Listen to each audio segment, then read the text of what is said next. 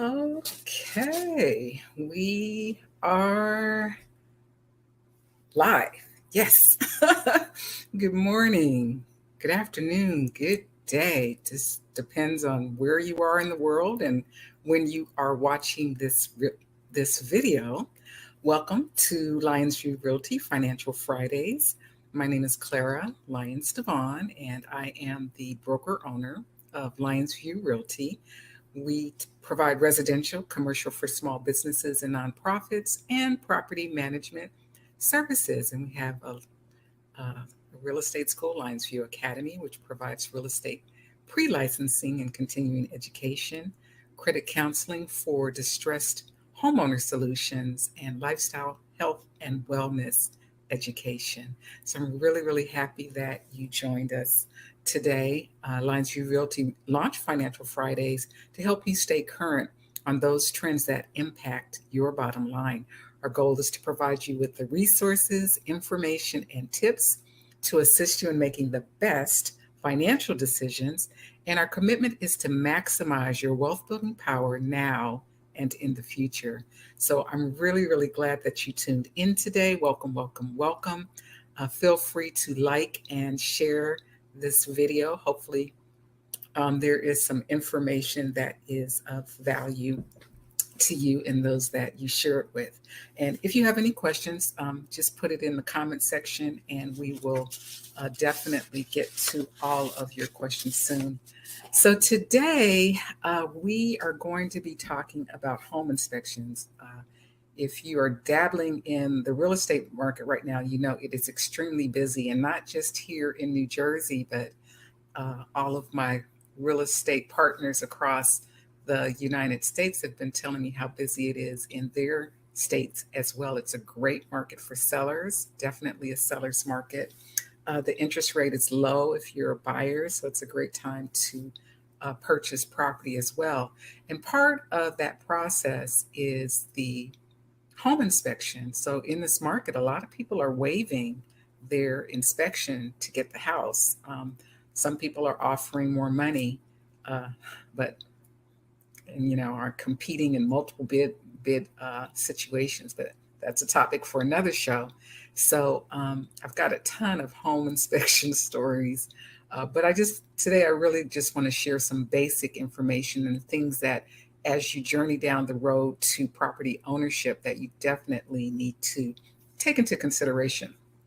So on your first look, that's actually part of your initial home inspection. You're looking for functionality and features, what your heart desires. So the first look, like any relationship, is visceral and visual. You see something, you like it, you get an emotional connection to it. And that's really your first inspection. It's done before you put in an offer, before you make a commitment. You have that I'm checking you out kind of thing, right? So you're checking out the property. You can kind of go on to some of our past videos, Lyonsview Realty Financial Fridays on YouTube or on Facebook, on our Facebook page for Lyonsview Realty, where we get into a little bit more detail about that part of the process.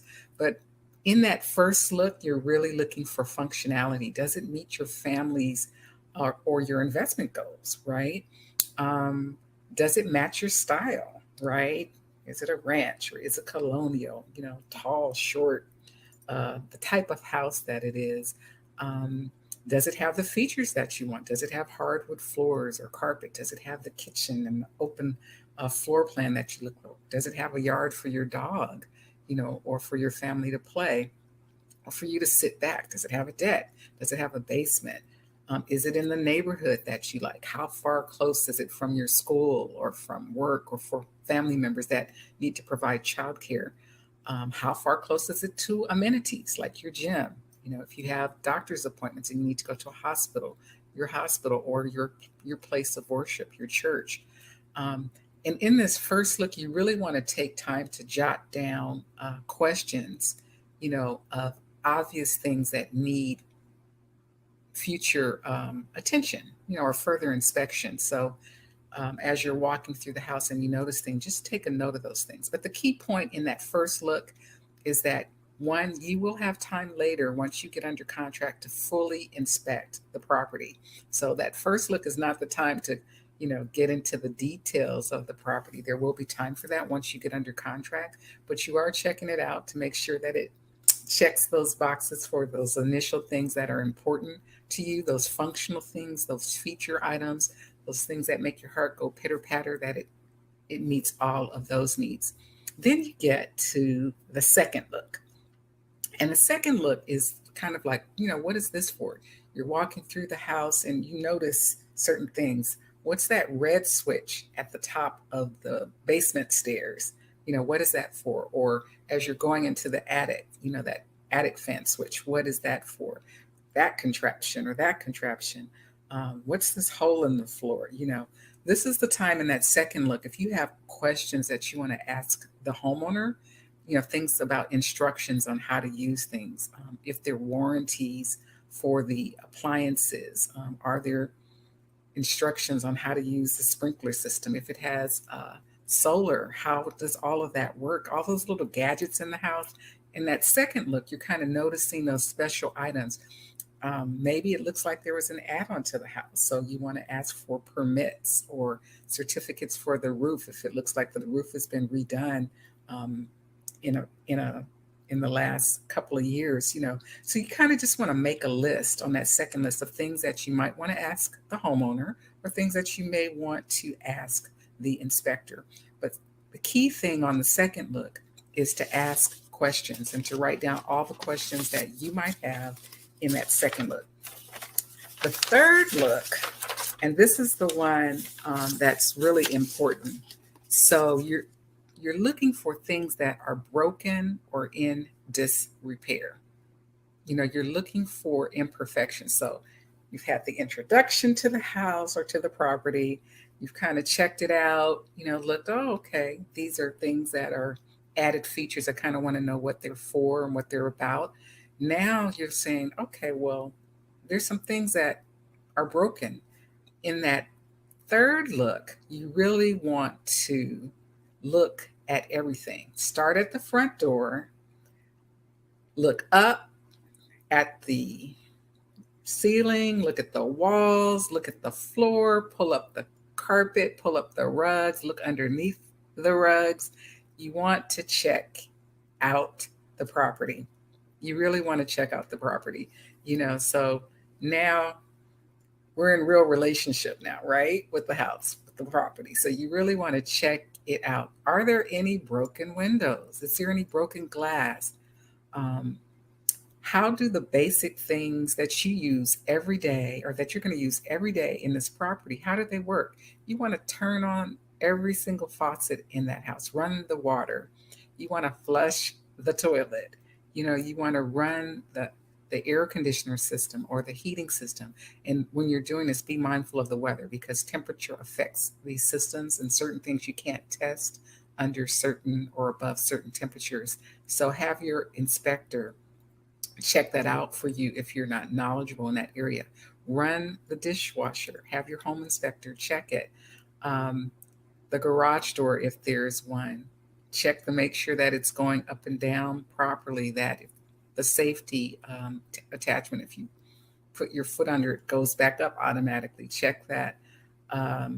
Electrical sockets, have your home inspector check every single socket in that house to see that one, it's working, and two, are the GFIs up to code. So the key point is that you have a limited time to assess a home that you're going to be living in for a while. You're going to be in that property for a while, and you only have so much time, usually in contracts, 10 to 17 days, to inspect the property. So you really want to take the time to check it out. Don't overlook the small things. Look in every crevice and corner and check it out in the time that you have in the property. The fourth look is, does it work, right? And that's where your home inspector is so, so important.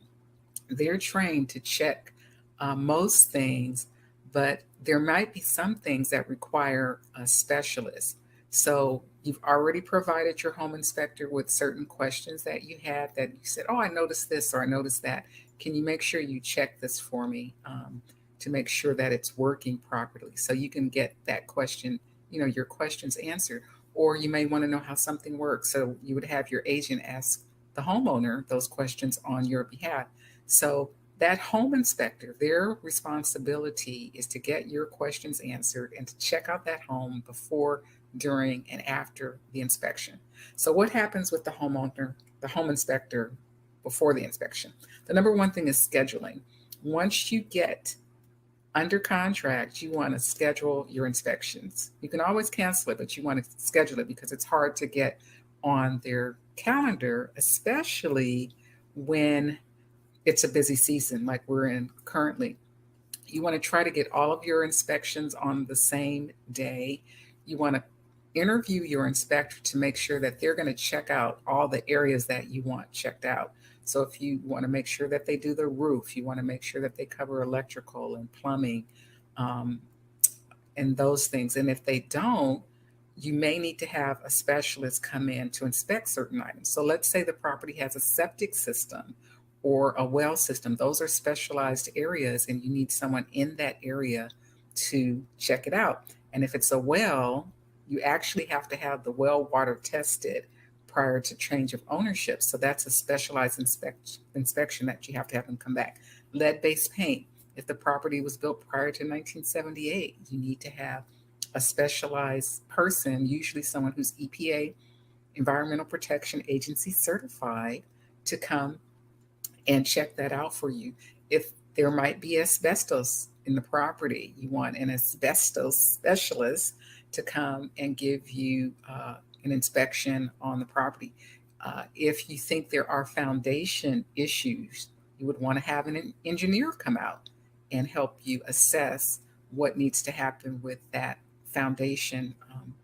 Uh, Roofers, if there's mold in the property, your home inspector might be able to tell you that there appears to be mold, but you need a mold specialist to come out and test it to tell you what kind of mold it is and what's the best way to remediate that particular issue.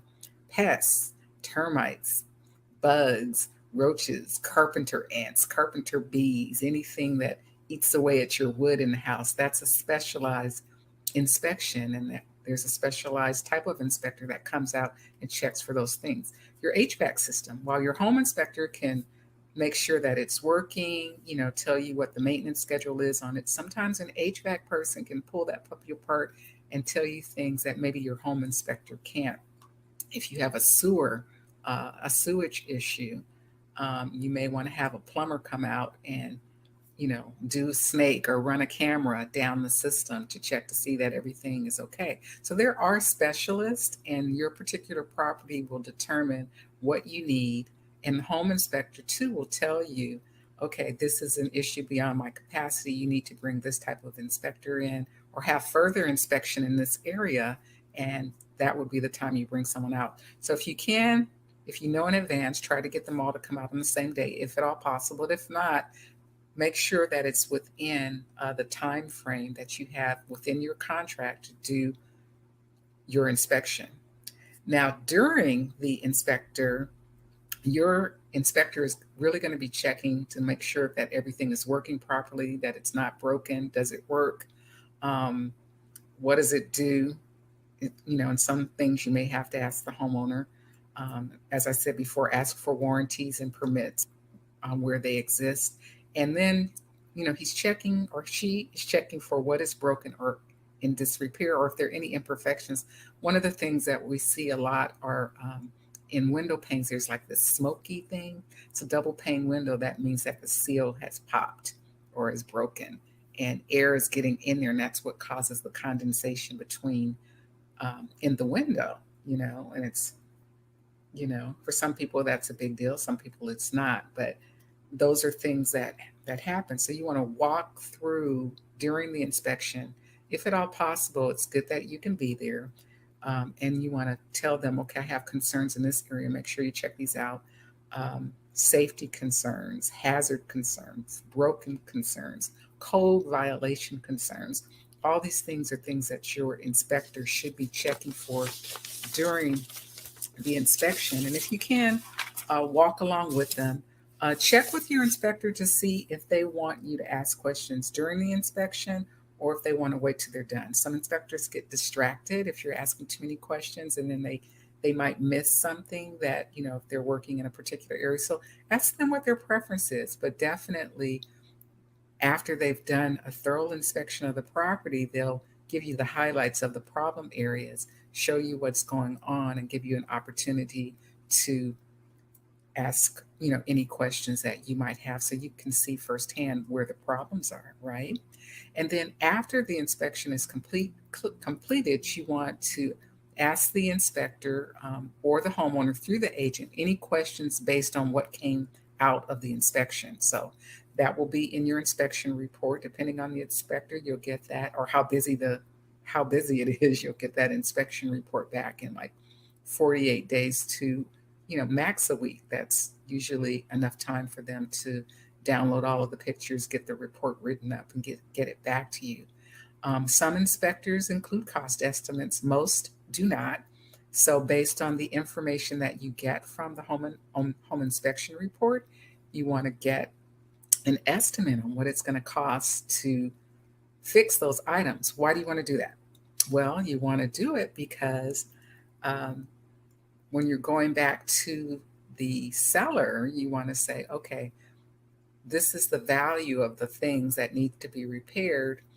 Maybe you can negotiate taking that off of the price, or you may want the homeowner to fix certain items. So you need to know how much those items cost, and you need to know what it would take to get those things repaired or refit or fixed.